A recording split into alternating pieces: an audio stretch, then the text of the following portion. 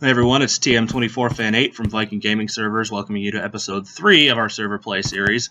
And up here we have my faithful minion, co-owner, Minederpes, who I have to be nice to because he actually owns our server. But we're clearing out a room for what should be a fun project today, doing a little bit of IC2 work. And so once we get that finished up, we will be back and start with some new stuff. Alright, so first thing we need to do, we've got Chris over here working on some auto-crafting of mechanism universal cables because we're going to need those to power the IC2 machines. So he's doing the minion work. We're going to go ahead and step down here to the 82 ops area. And, random grass blocks. And actually what we want to do is follow this purple line down because we're going to run it off of the purple line here on the controller that is only has like 3 channels used in the automation room, and we're going to extend that down into the, I guess you would call it the IC2 room that we're working on right now. I should activate my armor so I can fly. That would be smart. There we go. Oh, and I should also morph into an ender mini instead of a bat. Full of derps today. Oh, Chris calls himself Minederpes, and it's me who has the derps. I just don't even know. Whoa!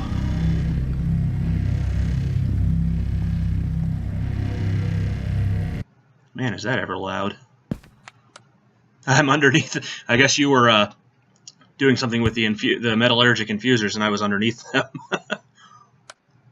Oh, hey, I'm making all the cable. Alright, so that's where my waypoint is. I made a map waypoint to give me a bit of an indication of where I'm going with this cable line. And I sort of forgot. Actually, I'm gonna step out of this for a minute and no, you know what? We'll run it from here. All right, indecisive for the win. Now that needs to. Where'd it go? Right.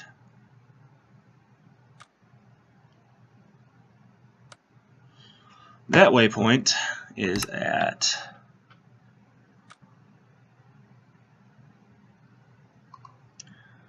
X minus 326, Z 3701, and Y 70. Alright, so we need to head towards that.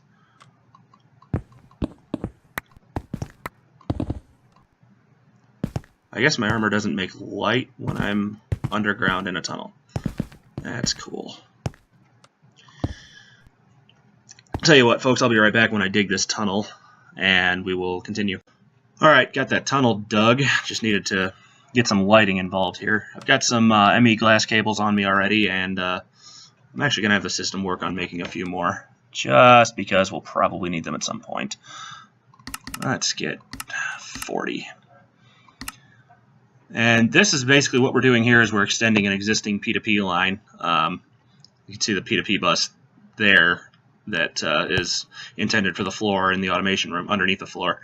And what we're going to do is just run another P2P bus off this same line after we run the cables down there.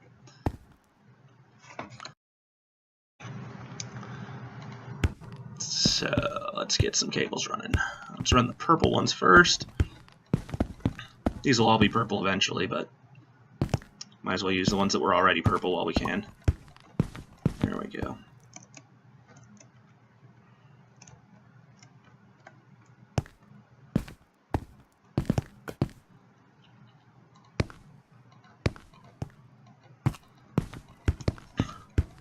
What do you got going on over there, Chris? There's your ultimate cable. Oh, nice. Where did you come from? Your hole. Oh, well, that's awkward. Alright. I did need more cable. That's awesome. And I should probably also just go ahead and autocraft a P2P tunnel. They are fairly simple. And check the progress.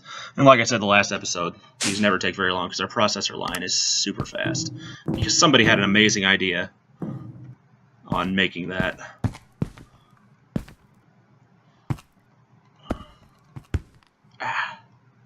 These cables keep trying to eat me. It's kind of disturbing.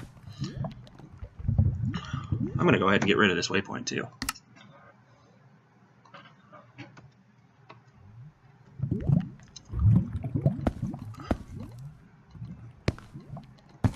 I think that bubbling sound you folks are hearing is our Thaumcraft room, or maybe my octuple compressed cobblestone setup. I'm not sure. Whoa. Elevator noise. There's always one cable wants to go somewhere it's not supposed to.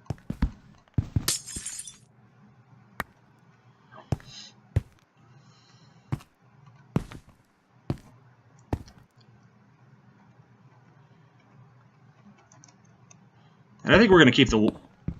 Unless Chris has a different idea, I think we're going to keep the walls in this room stone, just because facades look so much better in stone than my failed attempt with the laboratory blocks that I thought would look way cooler than they did. I have no objections to that. Works for me.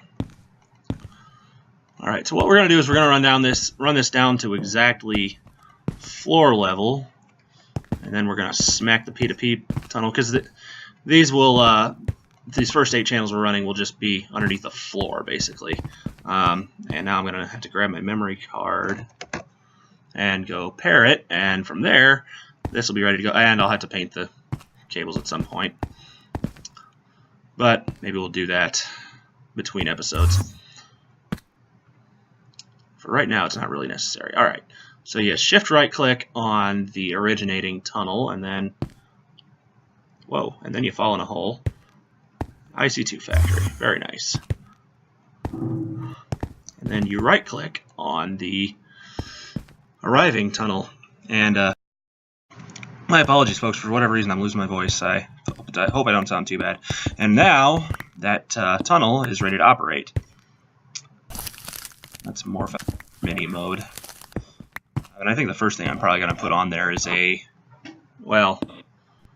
I may put another couple of P2P tunnels on there, actually, because we're going to need some terminals down here as well, and I don't want to run those in the floor, obviously. Chris is playing with noisy blocks over there. Don't mind me. There's my 2 P2P tunnels. So what I'll probably do, I think, is I will... put one on this side and one on this side, and that should work pretty well.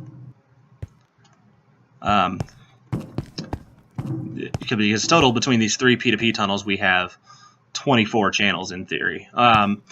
You can hook a dense cable up to them and get 32 channel. You get the same 32 channels that the originating cable has, but I find it easier to just run a regular 8-channel cable off of them and separate them that way. It just makes it less confusing. Never mind the fact that I confuse easily. And, did you have a Tesseract in here somewhere? Yeah, right here. All Where right. do you want it? That's a good question.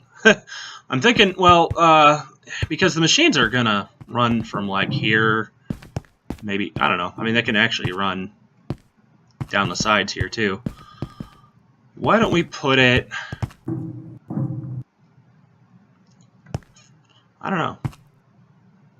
We'll figure that out, folks, and we'll be right back. Alright, folks, so we figured it out. We had to figure out if Universal Cables took any kind of multi-part covers, and it turns out they do from Forge Microblocks. So that works out pretty well. The first thing I'm going to want to do is get some smart cables out of here, because I want to get a crafting terminal down here, first step, just so we have access to the contents of the network and we can craft from it easily and everybody's happy. So let's watch that go ahead and craft here in our super fast processor line.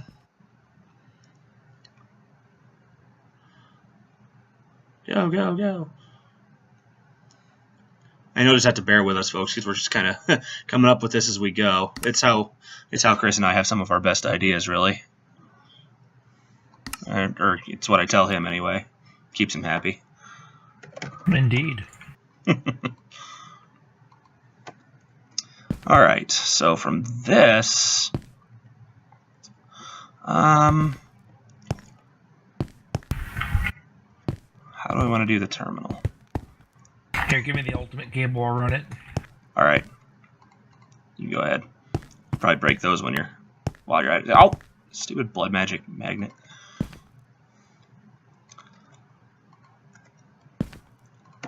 There you you go. I think. There you go. Alright.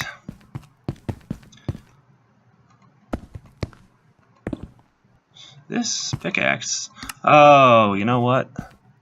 No, I'm not wearing that ring. I wonder why this is so fast. Because I'm not trying to break those all the way back there. I'm just going to have to get some stone in me to make repairs when I derp it. Alright, so let's run this cable up here. And we will put the crafting terminal right there. And make sure it activates. Alright, it's online. Cool. So everything is connected properly, and now we have crafting access right here. I'm going to go ahead and keep those smart cables in my inventory, so Chris, if you need any more, just go ahead and auto-craft them. Copy that.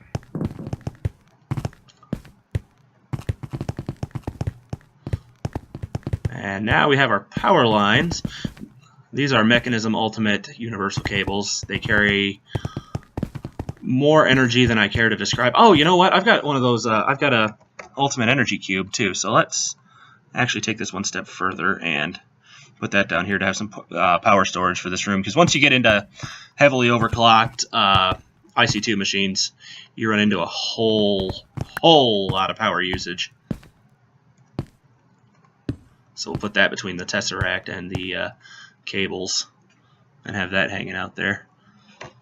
I made that a long time ago just to test the alloy system and then kind of forgot about it. Alright, and I should get some IC2 facades and do the same here.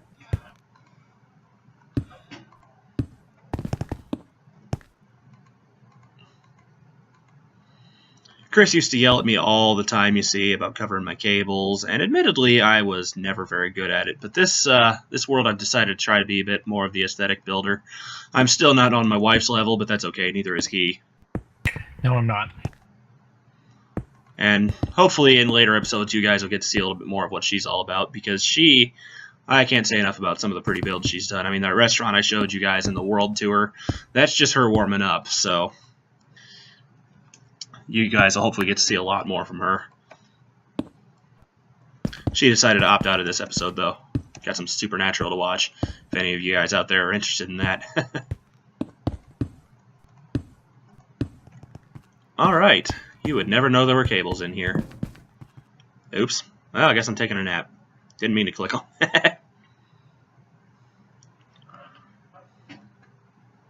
It's not going to let me sleep because I forgot to mention we've got one more other person on here too. Our one of our members, Dragon Raider 91, over there working on her base too. Oh, I'll go to my laboratory. Your laboratory? Are you cooking up evil things? Possibly. Oh, cool. I like evil things. So now, what we can do is we can start. Oh, we're okay. Sleeping through the night. I gotcha now. I figured that's why you wanted to sleep, so hey. Well, I misclicked. I didn't mean to. Oh, okay. Alright, so now we can start placing machines down along this power line. And let's say we put the metal formers here, here, and here. And they don't receive power. That's we're probably going to have to not have cables or covers on the cables that we're using, which is now going to be problematic because you see you need a special wrench to break IC2 machines.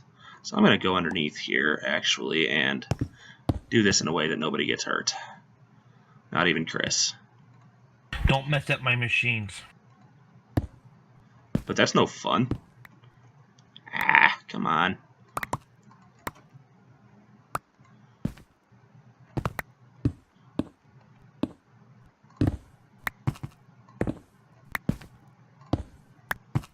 Alright, got the covers off. Now I just need to find that. There we go.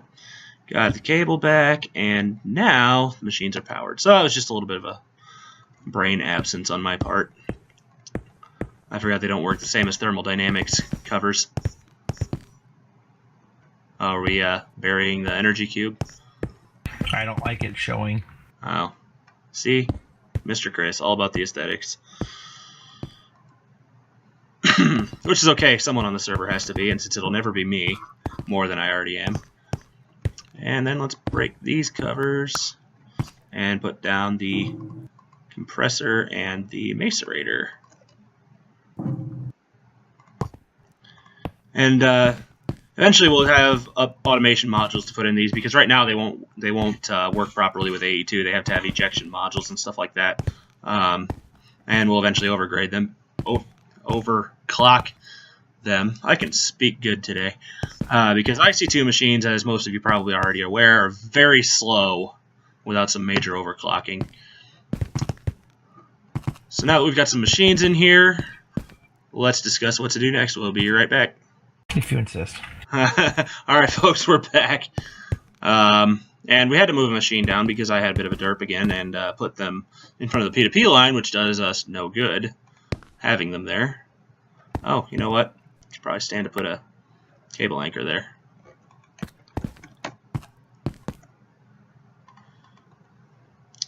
You got interfaces for you in the system as well. Alrighty. The slim ones. Well, I mean, it's not hard to turn them into slim ones. Low profile interfaces. Sweet. Alright. I'm going to put this... I'm going to keep the wrench out for now. Alright, we've got 5 interfaces. Folks, what we're going to do with these is we are going to bump my head a few times. Come over here and do this instead. We're going to put one on the back of each of these machines, able to provide automation recipes to all of them. So that's kind of neat. The one thing I may want to do at some point is rename the 3 that are on the metal formers so we know which metal formers got what. In fact, I'm going to go do that right now. So I'll show you folks how to rename an interface if you're curious. If you want it to show up to something different on the interface terminal than what it's actually connected to, you simply 5 XP, in this case 15 because I've got 3 of them, but it's 5 XP per, and you simply put them in an anvil and rename them. So we're going to make this one rolling, and this one will be extruding, and the last will be cutting. And this will correspond to each of the 3 modes of the metal former, which is why we have 3 of them instead of 1, because yeah, you can switch modes, but it's pretty hard to automate when you're doing that. So now we got to make sure we put the right one on the right machine. But thankfully their names show up in the tooltip as well.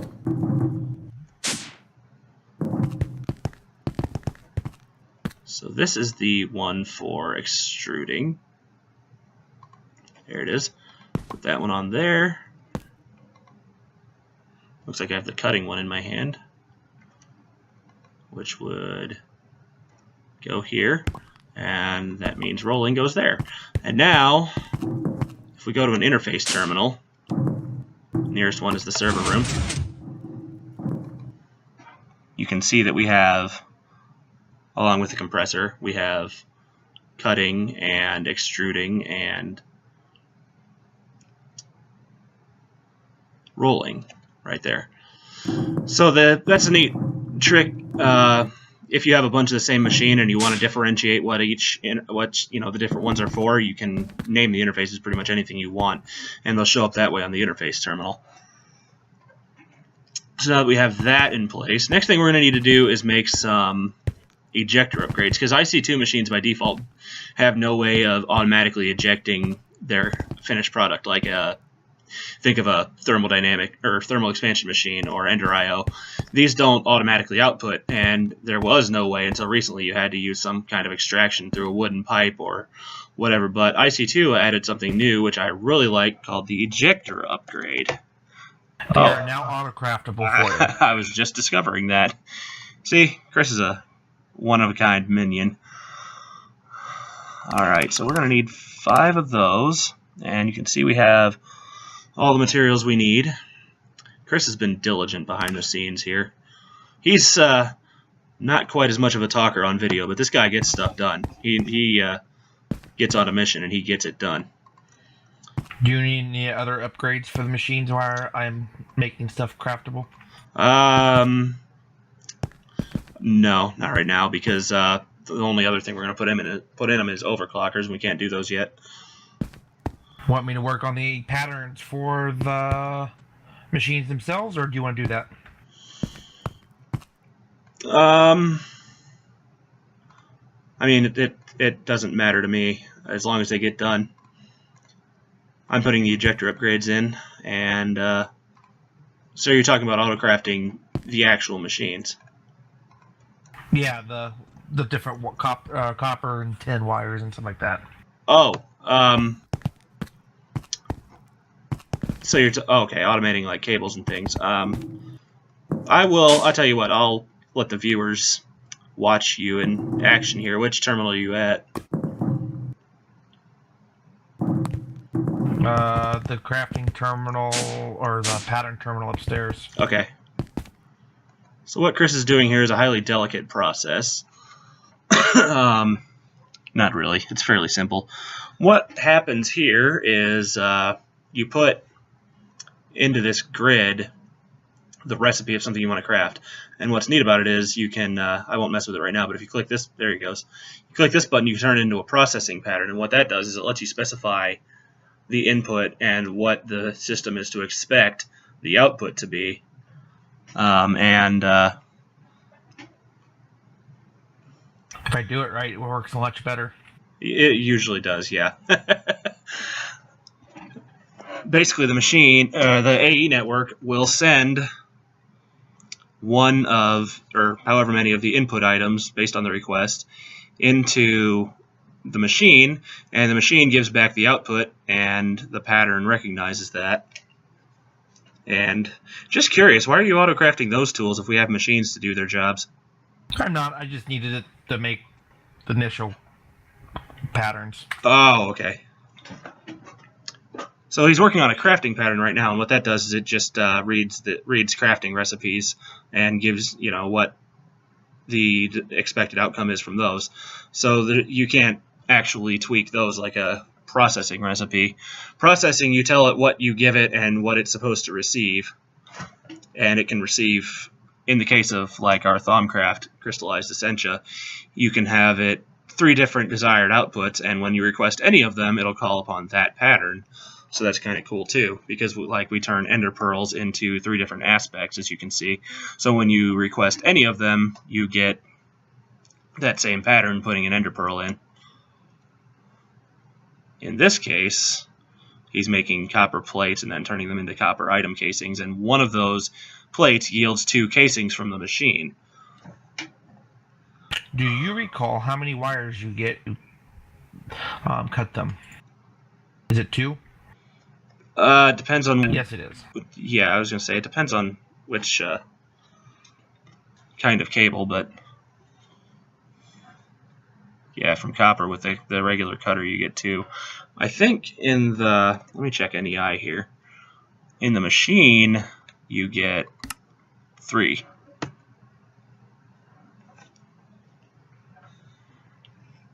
Okay. Yes, you do. Yeah, I know. I looked at it. I looked at NEI.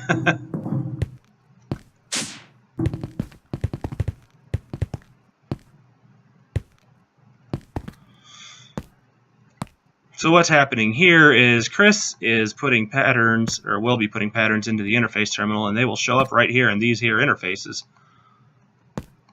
So it's a neat way to reach, like I said before, it's a neat way to reach all of your machines from one screen. Because if any of you remember the original Applied Energistics, you had to run around throwing patterns into the interface you actually wanted, and it just kind of resulted in you running around like a chicken with your head cut off. And we already do enough of that here at Viking Industries, so anything to make it a little simpler. And we will be right back when we've got some more of this stuff encoded.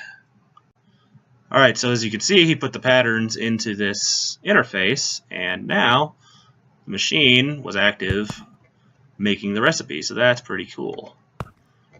And it'll eject out, the way I did the ejector upgrades to the north side, because that's what the interface is on, it will input and output to the same interface, thus saving a potential channel. Just wanted to show you folks that. We'll be back when we've got this finished. Alright, we're back, folks. So what we're trying to do here, in case you were wondering, is the only reason we really even use IC2 anymore in our worlds is the molecular transformer, which is actually not from IC2, so to speak. It's from Advanced Solars, which is an IC2 add-on.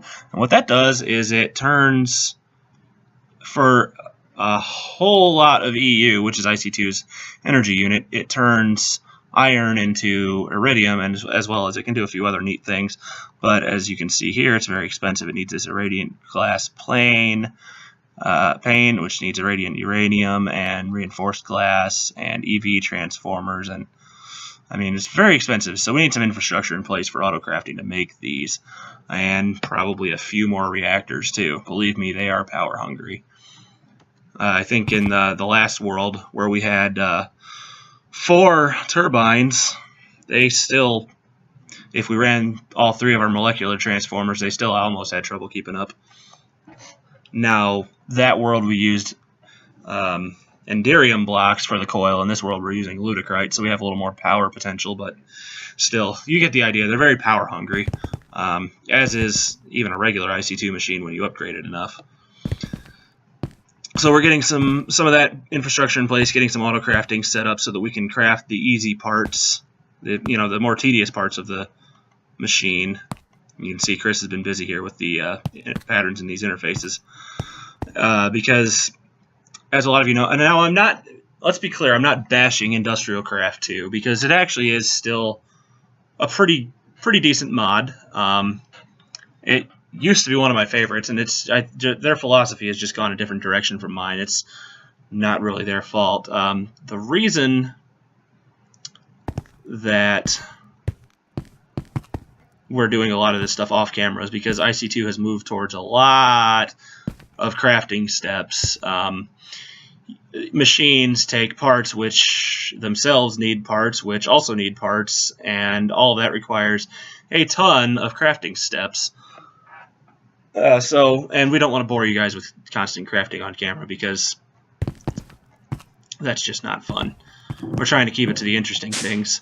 But we're monitoring Chris upstairs. If we don't watch him, he, tends to run away with himself. Indeed. Oh, hi.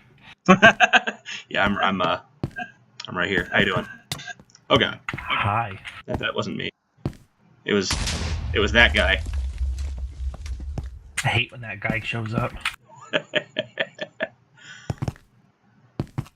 wonder what an Enderman trophy actually. Holy. Okay, that was weird. Okay, how did I get way out here in the middle of the room? Thanks. Because I smacked you and then I exploded at you. Yeah, thanks. That could have been worse. I could have done that. Oh God. Ow. You just had like warded block particle effects fly off of you when I hit you. Oh, you want to know what? It's because I've got this enchant on my sword, that the binding enchant from the osmotic enchanter, that actually like gives you a powerful slowness effect. It almost like freezes you when I hit you. Oh, thanks. Why that is. Yeah. It's Cutthroat Path. Yes, folks, that's my wife's head on the wall up here. We decorate in interesting ways at Viking Industries. I blame Chris. Even though I put it there, it's still Chris's fault somehow. We have it because of me. Yeah, there you go. I think I put it there. I don't know. Yeah, I put the golems to sleep since the last episode, too. And the reason I'm right... Oh, also, we ran in here and Christina's farm had died, as in there's no crops left, and the golems are standing around picking their noses. So Chris put this sign here. That's annoying. There we go. And I put my golems to sleep because we have a whole lot of ender pearls and nether warts and sugarcane, and we can turn them back on anytime we need. What else have I accomplished since the last episode? We have a guard golem out here at the alchemy setup because I was bored, mainly. I did watch him kill a zombie earlier, though. Do not mess with this guy. That brain on his head and those red eyes. He is not a man to be messed with.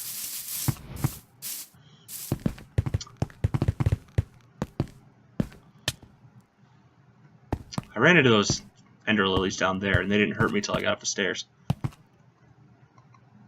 TPS is real, man. The struggle. I made bronze auto-craftable. I'm working on the plates and stuff now. Alright.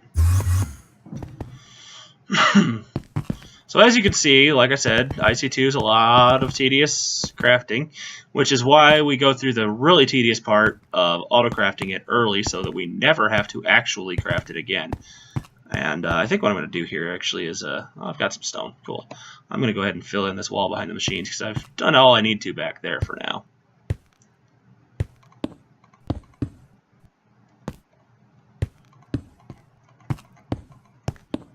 And that's that. As always, folks, if there's anything you would like to see changed or done, or any questions you might have, feel free to pose all those questions in the comments of this video, and myself or possibly Chris will do our best to get to them, and even address them in a video if we are interested. So toss us your ideas, because right now we're doing IC2, but we need lots of ideas because this is going to be... We started in the middle of a world, so kind of put us at a disadvantage. So almost anything you want to see, we will try to do. And with that, I will be right back. And we're back, and Chris is hanging out here, doing some crouching around the room, because he's Chris. Oh god. I'm getting Call of Duty teabagged here. So we've got pretty much everything we need auto-craftable. And we'll go up here to look, because I already covered up the interfaces. We've got your advanced alloys, carbon plates, all the cables we're going to need, as well as different plates and casings as well in the rolling machine. My wife would like to add that what Chris was doing just now was in fact working. So you know. Hey, whatever they call it nowadays, whatever. whatever those dang old kids are doing. So now we've got the basis in place for some cool stuff with IC2. The basic goal here is quantum armor, but there's some other stuff we can do too. And we're going to try to do a little more with IC2 than I did in the last world, just because it is still kind of a valid mod. But I think what we're going to end up doing is splitting this into a two-part episode, because what is probably 20 or 30 minutes of video, this has taken about 2 hours to produce. It's been a lot of off-camera work, and we're going to have our stuff together a little more next time for the continuance of this. And Chris, my wife would like you to know that you came in like a wrecking ball. Just saying. If that's the case, I'm rich.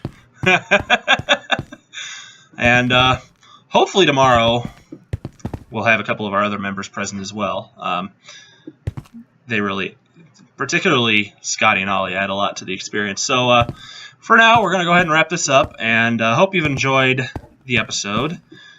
As always, any comments or suggestions, feel free to leave them, and we'll see them. Until next time, see you later.